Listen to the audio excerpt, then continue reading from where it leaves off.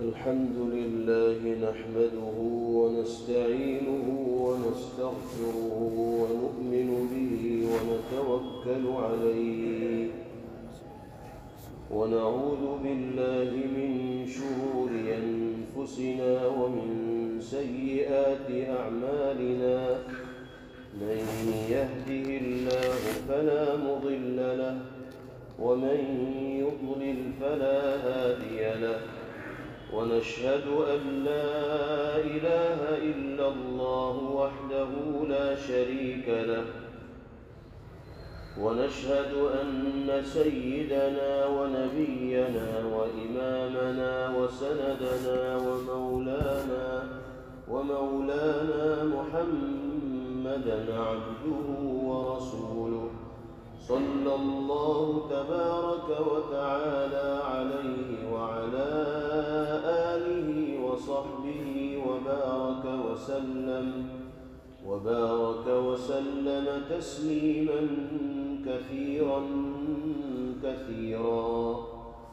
أما بعد فأعوذ بالله من الشيطان الرجيم بسم الله الرحمن الرحيم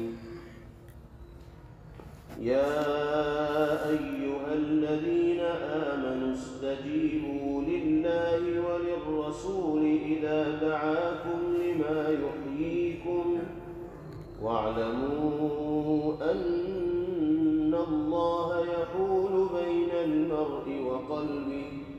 وأنه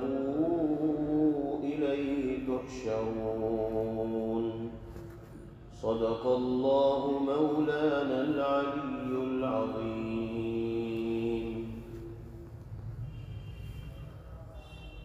موت اور زندگی کا ایک تصور تو وہ ہے جو ہمارے اور آپ کے اور دنیا میں بسنے والے تمام انسانوں کے ذہن و دماغ میں، اور وہ یہ ہے کہ جب تک انسان کی زبان بول رہی ہو، آنکھیں دیکھ رہی ہوں، کان سن رہے ہوں، ہاتھ اور پیر چل رہے ہوں، اور جسم انسانی کے اندر حس موجود ہو، حرکت موجود ہو، شعور موجود ہو، تو اس کو زندہ کہا جاتا ہے۔ اور اگر انسانی جسم سے یہ چیزیں ختم ہو جائیں، زبان ساکت و خاموش ہو جائے، بول نہ پائے، آنکھیں دیکھ نہ پائیں، کان سن نہ پائیں، اور جسم بے حس، بے حرکت اور بے شعور ہو جائے، تو کہا جاتا ہے کہ انسان پر موت طاری ہو گئی اور زندگی کے دائرے سے یہ باہر نکل گیا۔ ہمارے اور آپ کے ذہن و دماغ کے اعتبار سے موت و زندگی کا یہی تصور ہے اور یہی اس کی حقیقت بھی ہے، لیکن اللہ رب العزت والجلال نے قرآن مقدس کی اس آیت مبارکہ میں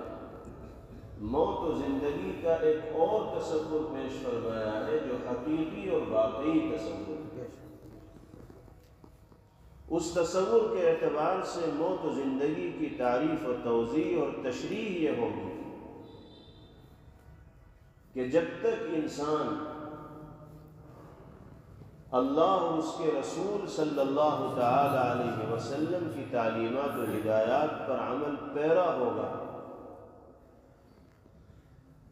شریعت و سنت کے تقاضوں کو پورا کر کے زندگی گزارنے والا ہوگا، تو وہ اللہ کی نگاہ میں زندہ کہے جانے کے لائق ہوگا۔ اور اگر دنیا میں انسان زندگی ایسی گزارتا ہے کہ نہ اسے اللہ کے حکم کی کوئی پرواہ ہوتی ہے اور نہ پیغمبر علیہ السلام کی ہدایات پر عمل کرنے کی کوئی توجہ ہوتی ہے، تو چاہے اس کی زبان بول رہی ہو، آنکھیں دیکھ رہی ہوں، کان سن رہے ہوں، ہاتھ پیر حرکت کر رہے ہوں، لیکن اللہ فرماتے ہیں کہ یہ شخص زندہ کہے جانے کے لائق ہی نہیں۔ اسی وجہ سے قرآن پاک میں کفر و شرک میں غرق ہو کر زندگی گزارنے والوں کو میت کہا گیا، حالانکہ وہ چل پھر بھی رہے ہیں، دیکھ بھی رہے ہیں، سن بھی رہے ہیں، بول بھی رہے ہیں، پھر بھی قرآن نے میت سے ان کی تعبیر کی ہے۔ ارشاد ربانی ہے، أَوَمَنْ كَانَ مَيْتًا فَأَحْيَيْنَاهُ وَجَعَلْنَا لَهُ نُورًا يَمْشِي بِهِ فِي النَّاسِ كَمَنْ مَثَلُهُ فِي الظُّلُمَاتِ لَيْسَ بِخَارِجٍ مِّنْهَا۔ اس شخص کی مثال جو مردہ تھا، ہم نے اس کو زندگی عطا کی، اور کیسے زندگی عطا کی؟ جعلنا له نورا، ہم نے ایمان کی شکل میں، قرآن کی شکل میں، دین کی شکل میں نور اور روشنی اس کو عطا کی، تب جا کر اسے زندگی میسر ہوئی۔ جب تک نور ایمانی سے اس کا قلب و دماغ منور نہیں تھا، اس وقت تک وہ چاہے دیکھ رہا ہو، بول رہا ہو، چل رہا ہو، لیکن اللہ فرماتے وہ میت تھا۔ ہم نے اس کو زندگی عطا کی، نور ایمانی کی دولت سے مالا مال کر، یمشی بہ فی الناس، اب وہ اس نور ایمانی کو لے کر لوگوں کے درمیان چلتا ہے۔ اس کی مثال اسی شخص کی طرح ہے جو تاریکی میں، اندھیرے میں اور ظلمت کے اندر زندگی گزار رہا ہو، اور اس اندھیرے سے باہر نکلنے کی راہ اس کو نہ مل رہی، پھر کوئی آدمی اس کو چراغ دکھا دے، روشنی دکھا دے، لیمپ دکھا دے، اور اس کے لیے اندھیرے کو زائل کر دے، دور کر دے، اور وہ باہر نکل آئے، تو کفر میں زندگی گزارنے والے، ظلمت و تاریکی میں زندگی گزارنے والے ہیں، اور ایمان کے ذریعے اللہ تاریکی کو چھاٹتے ہیں اور روشنی سے قلب و دماغ کو منور فرماتے ہیں۔ خلاصہ کلام یہ ہے کہ اللہ رب العزت والجلال نے موت و زندگی کا جو تصور اس آیت مبارکہ میں پیش فرمایا ہے، ہمیں اس کو پیش نظر رکھ کر اپنی زندگی کا جائزہ لینا چاہیے کہ واقعتاً ہم اللہ کے نگاہ میں زندہ لوگوں میں شمار کیے بھی جا رہے ہیں، نہیں کیے جا رہے۔ کیا ارشاد فرمایا اللہ نے؟ یا ایھا الذین آمنوا استجیبوا للہ وللرسول اذا دعاکم لما یحییکم، اے ایمان والو، اللہ اور اس کے رسول صلی اللہ تعالی علیہ وسلم کی جانب سے جب کوئی بھی حکم تمہاری جانب متوجہ ہو تو فوراً لبیک کہا کرو۔ جیسی ہدایت باری تعالیٰ کی جانب سے ملے، جیسا امر اللہ کے رسول صلی اللہ علیہ وسلم کی جانب سے ملے، تمہاری ذمہ داری یہ ہے کہ باری تعالیٰ کی دعوت پر بھی لبیک کہنے والے ہوں، اور اللہ کے حبیب صلی اللہ علیہ وسلم کے حکم پر بھی لبیک کہنے والے ہیں۔ کیوں؟ لما دعاکم لما یحییکم، اس لیے کہ اللہ اور اس کے رسول صلی اللہ علیہ وسلم تمہیں دعوت دیتے ہیں اس چیز کی جو تمہارے لیے حیات بخش ہے، جو تمہارے لیے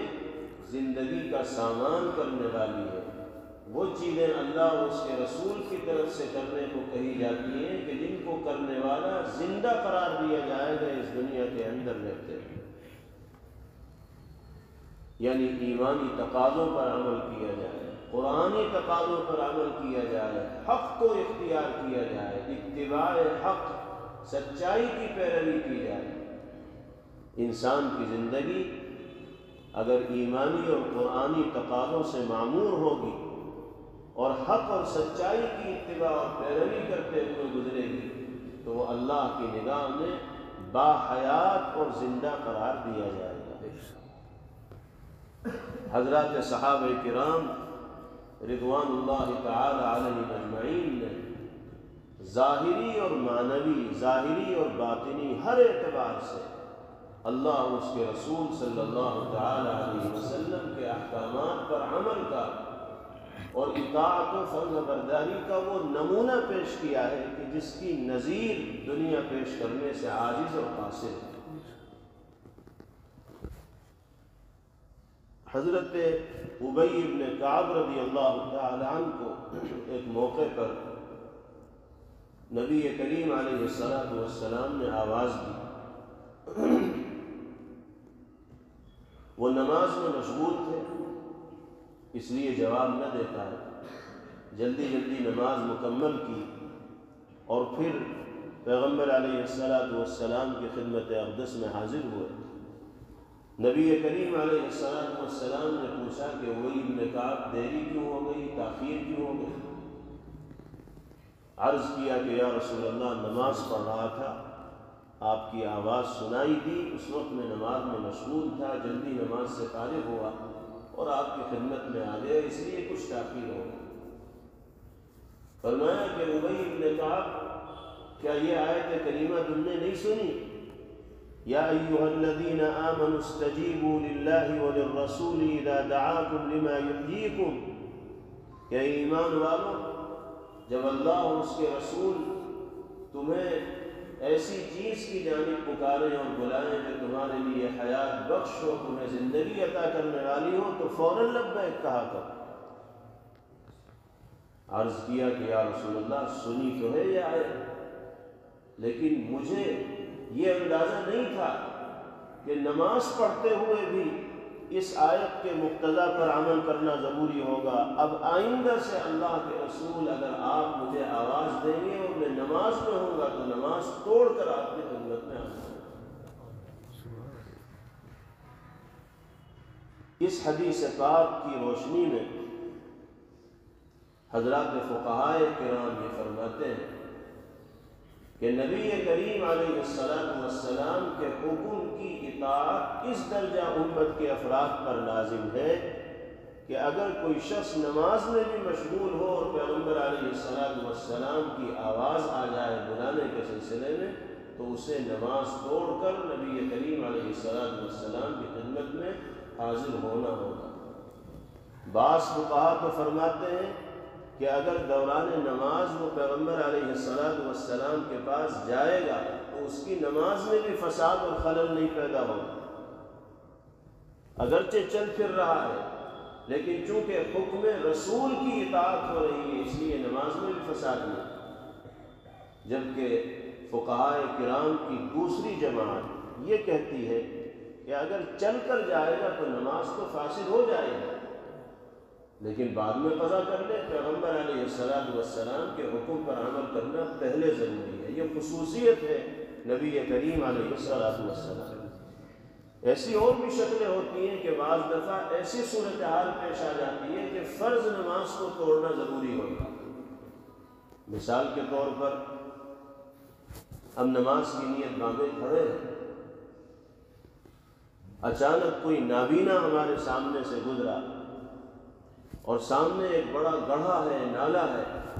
ہمیں یہ احساس ہوا کہ اگر فوراً اس کو نہ روکا گیا تو یہ بیچارہ گڑھے میں اور نالے میں گرے گا اور اس کو سخت چوٹ آئے گی،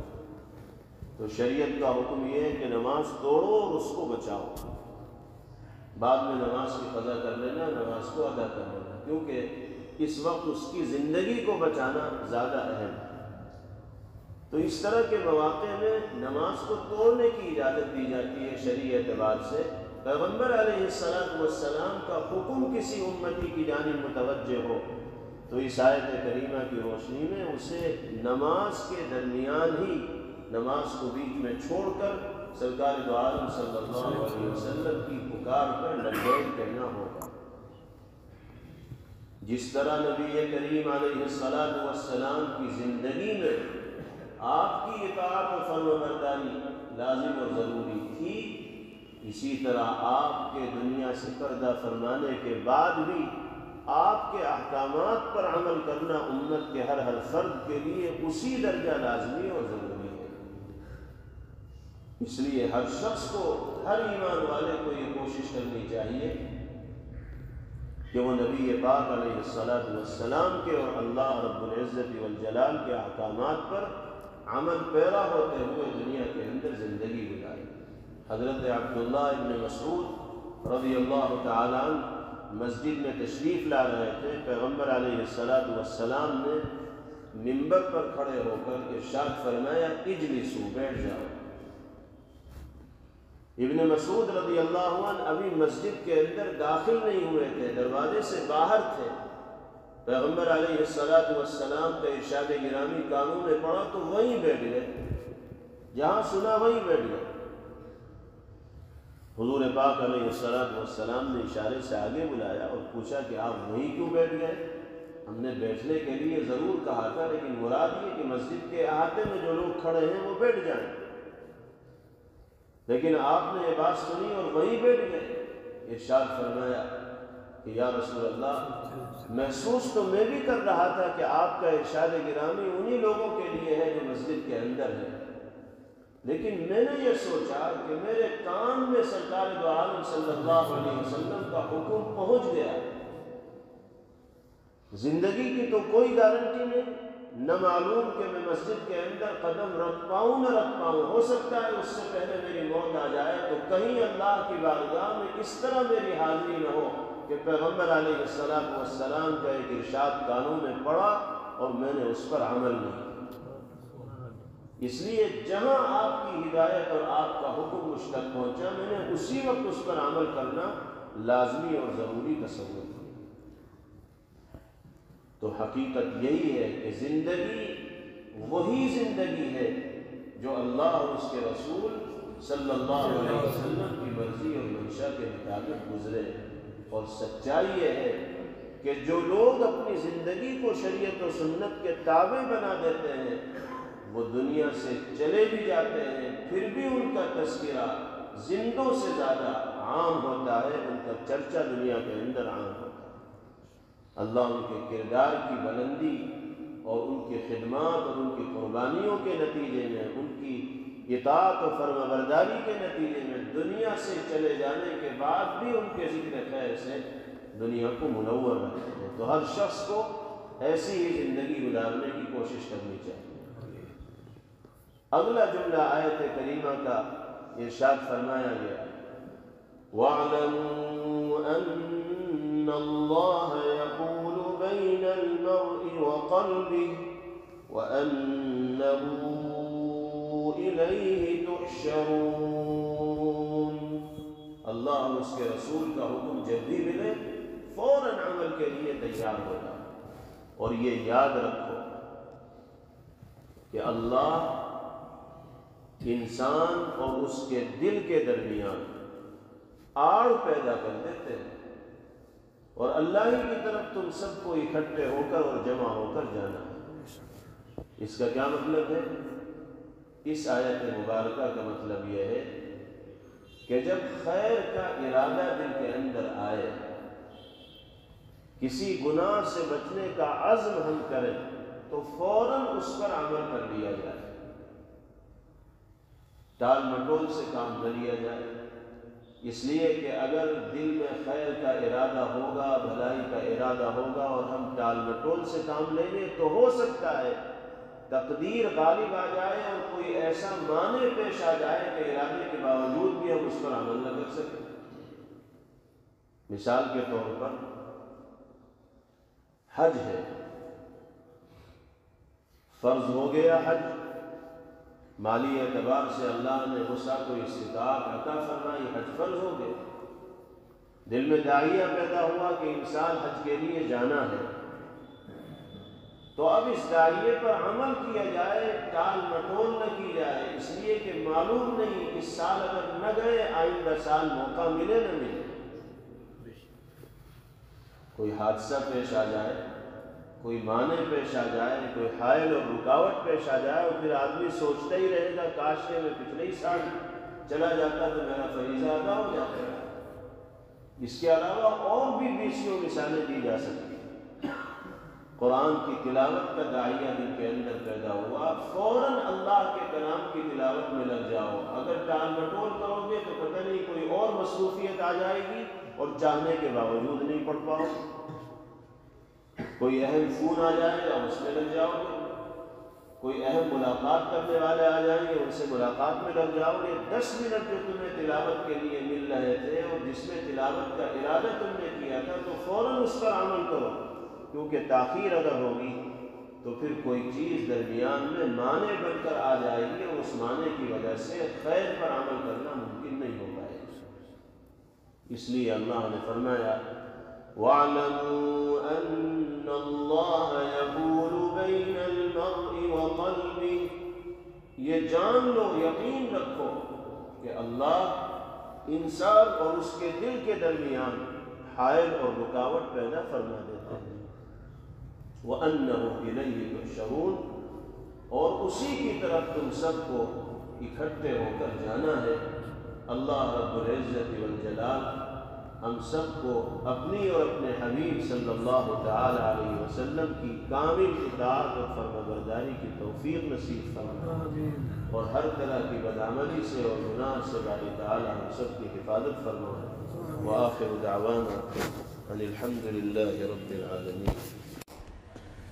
Thanks for watching. Don't forget to like, comment, share and subscribe to Al Wahid channel.